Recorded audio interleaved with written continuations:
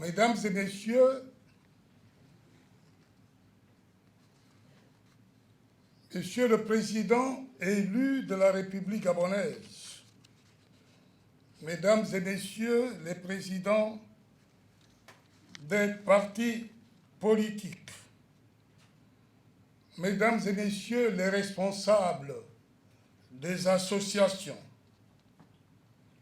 Mesdames et Messieurs, chers compatriotes, nous nous retrouvons ce jour avec le recul nécessaire pour brièvement mettre en perspective la situation de notre chère patrie. Le Gabon, notre pays, est aujourd'hui marqué par une profonde fracture. Il est blessé dans son corps, blessé dans son âme, blessé dans son esprit. Le Gabon est dans un état de chaos matériel et moral sur tous les plans. Notre vivre ensemble n'a jamais été autant mis à mal par un système à la tête duquel se sont érigés en maîtres des aventuriers qui, aveuglés par le pouvoir et l'argent, ont fait main basse sur les institutions de la République.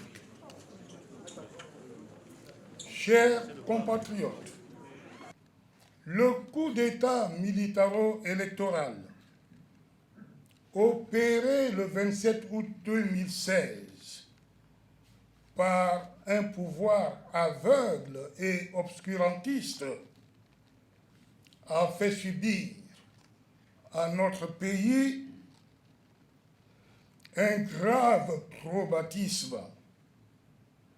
Il a ouvert et laissé une plaie béante dans son fonctionnement institutionnel et humain. Quelques compatriotes assoiffés de pouvoir et ignorant délibérément l'expression et le sens de la souveraineté nationale ont foulé aux pieds nos valeurs traditionnelles, les valeurs de la démocratie, violé les institutions de la République et placé ainsi le pays sous le signe d'une dictature armée et criminelle. Les forces de défense et de sécurité, infiltrées par des ministres venus d'horizons divers et en complicité avec l'appareil judiciaire, de par des actes dont ils se sont rendus coupables, apparaissent comme des ennemis de notre peuple. Mesdames et messieurs, l'aveuglement des tenants du pouvoir actuel leur a fait perdre de vue le danger qu'ils font courir à notre nation. L'implosion de notre société, consécutive à leur malgouvernance, aura des conséquences incalculables, non seulement sur le vivre ensemble, mais aussi sur l'environnement politique national et régional, sur le climat et la prospérité des affaires. Chers compatriotes, les faits identifiés et évoqués par la Confédération syndicale dynamique unitaire, comme par le plus grand nombre de Gabonais, les vidéos mensongères diffusées sur la place publique, les visites des présidents de certains pays africains, l'inaccessibilité d'Ali Bongo par sa famille pour s'enquérir de l'état de santé de celui qu'ils n'ont pas approché depuis plusieurs mois. Tous ces artifices ont renforcé le doute et fini par convaincre tout le monde entier de l'incapacité totale d'Ali Bongo à présider aux destinées du Gabon. Oui, il est clair, il est clair qu'il n'y a plus qu'un doute, dans l'esprit du peuple gabonais. Et la réponse appropriée est aussi simple. La vacance de pouvoir doit être déclarée. La vacance de pouvoir doit être déclarée. Cette incapacité d'Ali Bongo, en plus de sa maladie, découle de l'usurpation qui le disqualifie depuis août 2016 à rester à la tête du Gabon. Qu'en sera-t-il du respect des usages républicains relatifs à la commémoration du 17 août? Qu'en sera-t-il si, à la place du président de la République, une autre personnalité préside les manifestations de la fête de l'indépendance? Qu'en sera-t-il si le peuple gabonais ne peut accéder, comme à l'accoutumée, aux festivités du 17 août?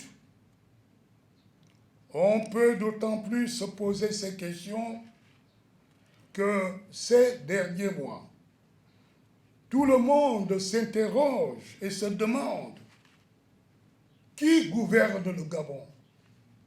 Mieux, qui gouverne et dirige véritablement le Gabon? Mesdames et messieurs, pour remettre le Gabon sur les rails de la bonne gouvernance, du développement, de la paix sociale, de la réconciliation nécessaire,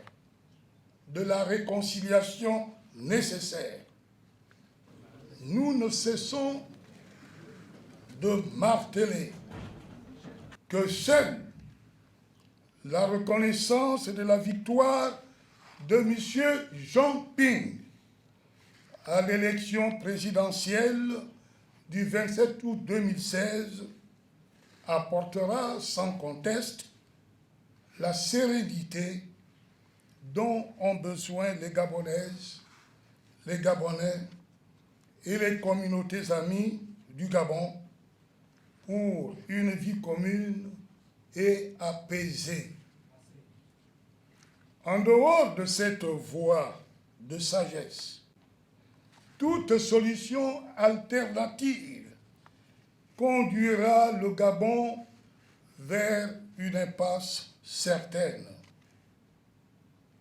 En effet, quelles que soient les forces de répression déployées sur l'ensemble du territoire, un peuple exaspéré par les vexations de la dictature transcende sa peur et trouve toujours les moyens de sa libération. La voie de la raison nous recommande d'opter pour la solution qui met tout le monde à l'abri de la peur et des avanies, plutôt que de soutenir un groupuscule qui met à mal l'ensemble des intérêts de la nation, des pays amis et de nos partenaires. Les Gabonais de tous bords politiques, instruits par les expériences des autres peuples et conscients du danger que court notre pays, ne doivent pas se rendre complices des rêves démesurés et diaboliques d'un groupuscule usurpateur qui décide en lieu et place de l'exécutif depuis des mois. Nos partenaires sont-ils convaincus que la famille Bongo et ses affidés sont les seuls à même de garantir leurs intérêts sans que cela ne heurte la conscience nationale? Comment comprendre que ces partenaires soutiennent une gouvernance apocalyptique et nuisible à leurs intérêts économiques et stratégiques? Peuple gabonais, nous n'avons pas de pays de rechange. Notre espace national est aussi celui des générations futures. Si le Gabon venait à s'effondrer, les drames qui endeuillent d'autres peuples ailleurs seront à nos portes. Si nous laissons prospérer la dictature actuelle, il sera trop tard pour retrouver la paix que nous avons connue et que d'autres nous enviaient.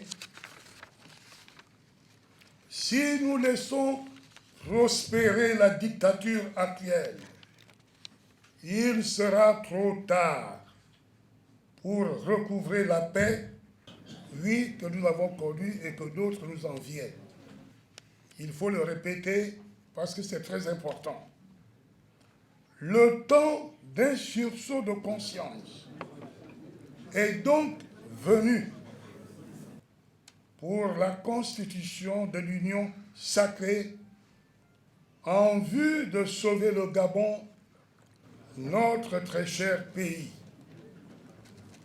Face à cette situation qui dénie au peuple gabonais son droit à jouir de sa pleine souveraineté, situation qui ne manque pas d'avoir des conséquences sur les plans économiques, social et culturel, c'est fort de la légitimité de M. Jean Ping, vainqueur du scrutin présidentiel du 27 août 2016, avec plus de 65% des suffrages exprimés, que nous invitons en conscience la population gabonaise à rester debout comme elle le fait depuis 3 ans, dans un esprit patriotique, pour faire enfin chuter l'imposture qui s'est installée au sommet de l'État. Pour sortir du flou qui n'a que trop duré, le peuple gabonais attend la déclaration de la vacance de pouvoir pour sa restitution à celui qui a été véritablement élu le 27 août 2016. Je vous remercie.